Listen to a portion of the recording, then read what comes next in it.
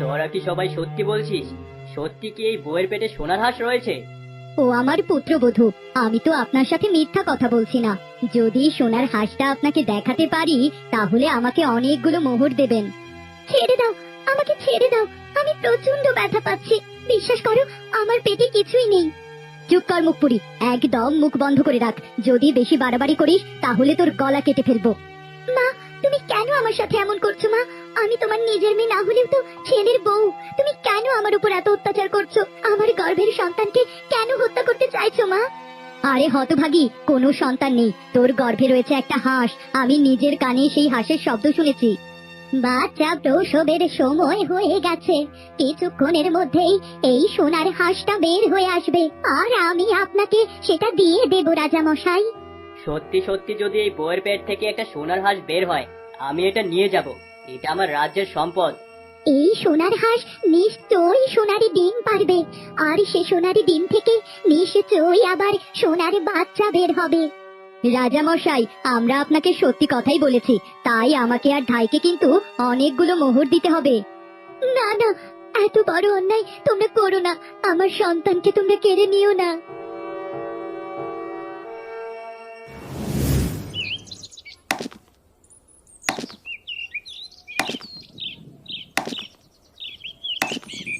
কি কাঠফাটা গরম পড়েছে, তৃষ্ণায় একেবারে গলাটা শুকিয়ে গেছে। আশেপাশে কোথাও পানি পাচ্ছি না। যাই, একটু সামনে গিয়ে দেখি কোনো পানি পাই কিনা।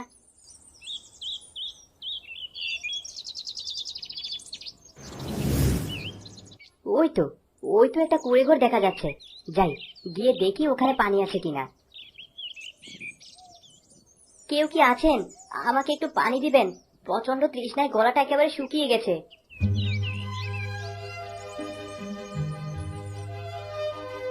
এ তুমি বাবা, আর কি চাও? ও আচ্ছা, পানি পান করতে এসেছো। মালতী, বাড়িতে মেহমান এসেছে মা, এক গ্লাস পানি নিয়ে আয়। এই নিন পানি, গৃহস্থের বাড়িতে এসেছেন, খালি মুখে যেতে নেই। এখানে দুটো মোয়া আছে, দয়া করে খেয়ে নিন।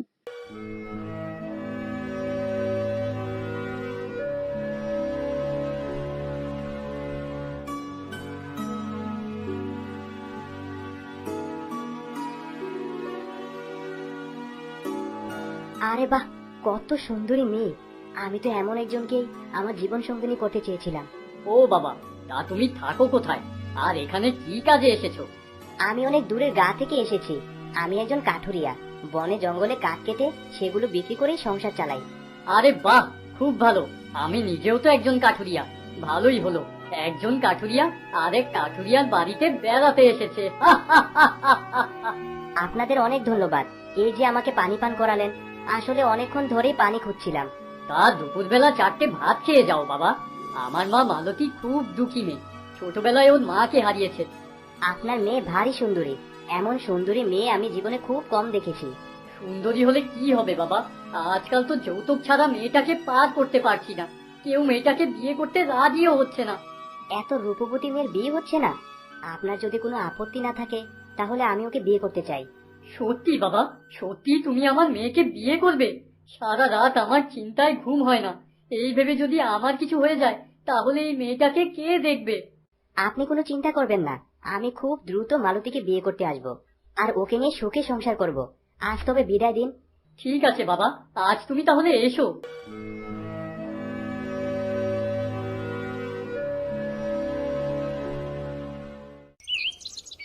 তোমার ছেলে জোহর তো এখন অনেক বড় হয়েছে, ওকে বিয়ে দিচ্ছ না কেন? 10টা না 5টা না, একটা মাত্র ছেলে আমার, কাঠ কেটে ভালো টাকা রোজগার করে। ওকে তো আর যে সে মেয়ের সাথে বিয়ে দিতে পারি না বাপু। তাই নাকি? তা কেমন মেয়ে চাও তুমি? আমাকেও বলো, আমি ভাই গায়ে বাচ্চা প্রসব করে থাকি। যদি ভালো কোনো মেয়ে পাই নিশ্চয়ই তোমাকে জানাবো। আর যাই হোক, মেয়েটাকে ধনী হতে হবে। আমার ছেলেটাকে বিয়ে দিয়ে আমি অনেক কিছু নিতে চাই। কি বলছো তুমি? এসব বাদ দিয়ে একটা মেয়ে খুঁজে আনো, যে কিনা খুব ভালো মনের মেয়ে হবে, তোমাকে ভালোবাসবে আর সম্মান করবে। আরে বাবা, সে আমি শিখিয়ে নেব, এই নিয়ে তোমাকে ভাবতে হবে না। তুমি শুধু একটা বড়লোক ঘরের মেয়েকে দেখো। ঠিক আছে, খোঁজ পেলে নিশ্চয়ই জানাবো। আজ তবে যাই, সুযোগ পেলে নিশ্চয়ই তোমাকে জানাবো।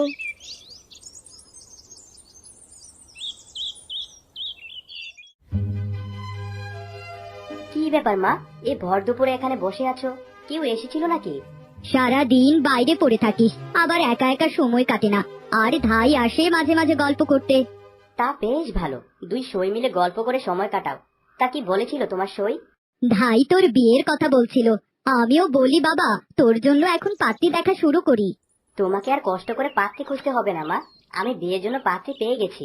তুই আমার একমাত্র ছেলে, আমি তোকে দেখে শুনে বিয়ে করাবো।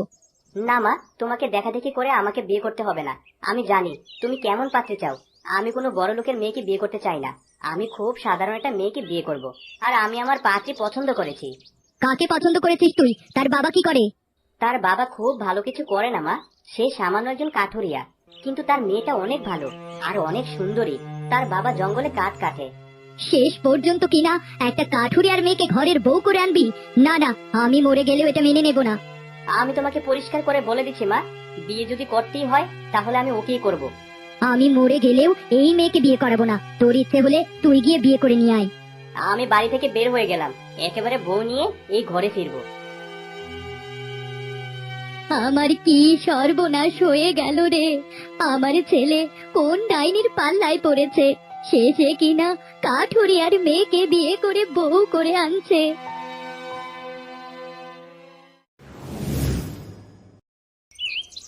মা, ও মা, কোথায় গেলে? দেখো, আমি তোমার বৌমাকে সাথে করে নিয়ে এসেছি। হায় হায়, এ আমার কি সর্বনাশ হয়ে গেল রে! কে কোথায় আছো? আমার ছেলের ঘাড়ে ডাইনি ভর করেছে। ছি ছি, এইসব কি বলছো মা? নতুন বউয়ের সামনে কিনা তুমি এইসব বাজে বাজে কথা বলছো? কত আশা ছিল বড় লোক ঘরের মেয়েকে বিয়ে করাবো, আর তুই কিনা এই মেয়েকে বিয়ে করে নিয়ে এলি। ছোট লোক কাঠুরিয়ার মেয়েকে আমি ঘরের বউ হিসেবে মানবো না। মা, যা বলার আমাকে বলুন, দয়া করে আমার বাবাকে কিছু বলবেন না, তার তো কোনো দোষ নেই। দেখলি, এখনই আমার মুখের উপর কথা বলছে। বিয়ে হয়নি 2 দিন হয়েছে, আর এখনই আমার সাথে তর্ক করছে। ও তো ঠিকই বলেছে মা, তুমি কেন ওর বাবাকে গালিগালাজ করছো? যাও, নতুন বউকে বরণ করার ব্যবস্থা করো। আমি মরে গেলেও এই মেয়েকে ঘরে তুলে আনবো না। ঠিক আছে, তাহলে আমিও মালতীকে নিয়ে এই বাড়ি থেকে এখনই চলে যাচ্ছি। বাবা দাঁড়া, তুই কোথাও যাস না। তুই ছাড়া আমার আর কে আছে বলতো? ঠিক আছে, আমি তোর বউকে ঘরে তুলে নিচ্ছি।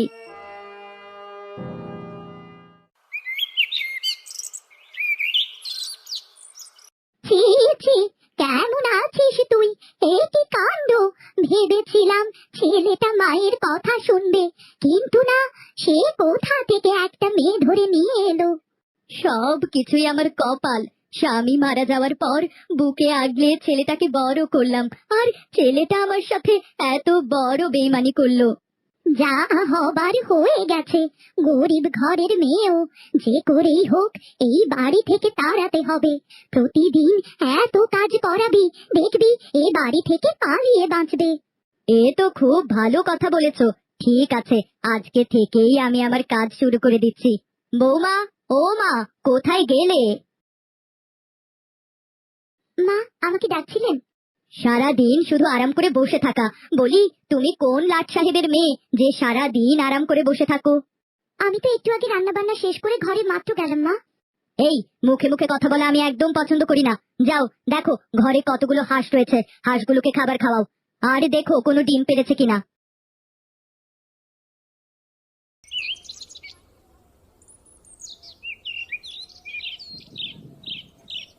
কি ব্যাপার বউ, তোমার মুখ এত মলিন কেন? সবে মাত্র বিয়ে হয়ে এসেছো, এখন তো তোমার হাসি খুশি থাকা উচিত।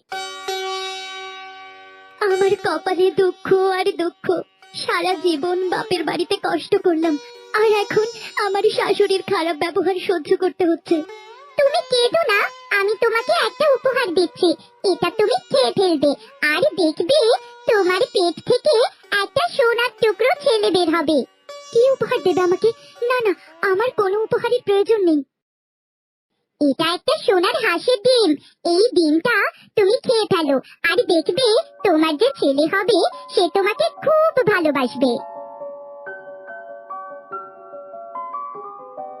এই সোনার ডিম যদি আমার শাশুড়ি দেখতে পায় তাহলে সেটা আমাকে কিছুতেই খেতে দেবে না। দেখবে এটা ঠিক বিক্রি করে দেবে। জানি গো, আমি সব কিছু জানি। তোমার শাশুড়ির মতো লোভী মানুষ এই গ্রামে আর দুটো নেই। অনেক অলক্ষী আর অনেক খারাপ মহিলা। এই সোনার ডিমটা আমি আমার ঘরে লুকিয়ে রাখি।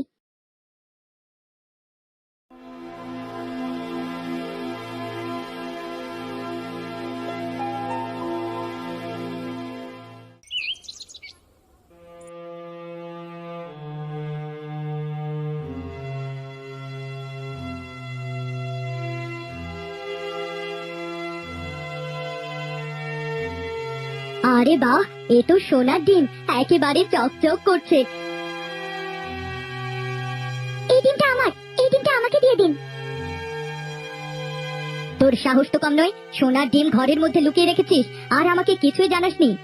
এটা আমার মায়ের দেওয়া উপহার আর আমার মায়ের শেষ সম্বল।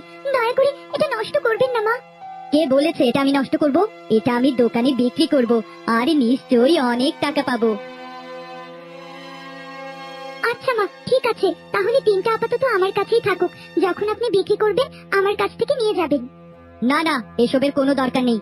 আমি তোকে একটুও বিশ্বাস করি না। এরপর আবার ডিমটা হারিয়ে না ফেলিস। ডিমটা আমি হারাবো কেন মা? এটা আমি যত্ন করে লুকিয়ে রাখবো আর আপনাকে দেব। যান মা, এখন আপনি বিশ্রাম নিন। মনে থাকে যেন, এই ডিমের যদি কোনো ক্ষতি হয় তোকে আমি আস্ত রাখবো না।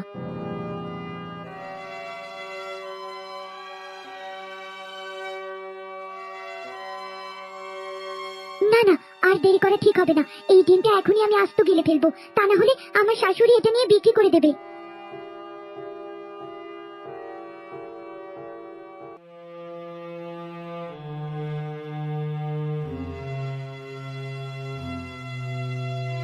তোর বউ কত বড় শিয়ানা, বাপের বাড়ি থেকে একটা সোনার ডিম এনেছে আর সেটা লুকিয়ে রেখেছে। সোনার ডিম? আমি তোমার কথার আগামাথা কিছুই বুঝতে পারছি না। আপনি কোন ডিমের কথা বলছেন মা? আমি তো আপনার কোনো কথাই বুঝতে পারছি না। সোনার ডিম আমি কোথা থেকে পাবো? আমার সাথে চালাকি করছিস তাই না? গতকাল রাতেই আমি তোর কাছে সোনার ডিম দেখেছি। ওই ডিমটা এখন আমার কাছে দে। ওগো শুনছো? মা কিসের কথা বলছে আমি বুঝতেই পারছি না। আমি তো কোনোদিনই দেখিনি। জোহর, এই জোহর, তোর বউ একটা মিথ্যাবাদী। ওর কাছে একটা সোনার ডিম আছে, ওই ডিমটা আমাকে দিতে বল। মা, তোমার বয়স হচ্ছে আর মাথার বুদ্ধিগুলো দিন দিন কমছে। যাও তো, পরে গিয়ে বিশ্রাম নাও। সোনার আবার ডিম হয় নাকি?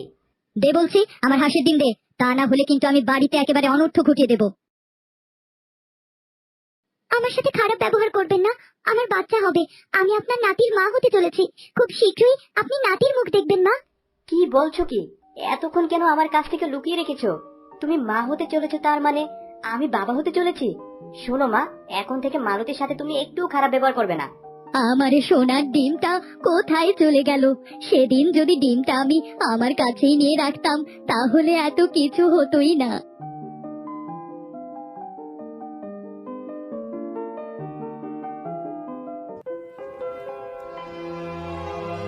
নিজেকে তুই খুব চালাক ভাবছিস তাই না? এখনো সময় আছে, ওই সোনার ডিমটা আমাকে দিয়ে দে। কি বলছেন মা? আর কিছুদিন পর আমার বাচ্চা হবে, আর এখন কিনা আপনি আমার কাছ থেকে সোনার ডিম চাইছেন?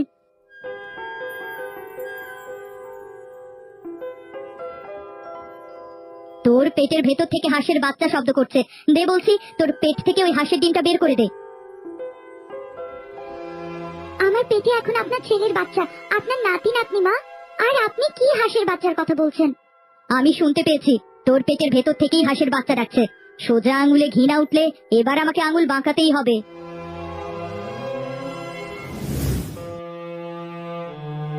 ওর পেট থেকে আমরা হাঁসের বাচ্চাটা বের করবই। আমাকে ছেড়ে দাও, আমার পেট কেটো না। এমনিতেই আমি মা হতে চলেছি, পেট কাটলে আমার বাচ্চাটা মরে যাবে।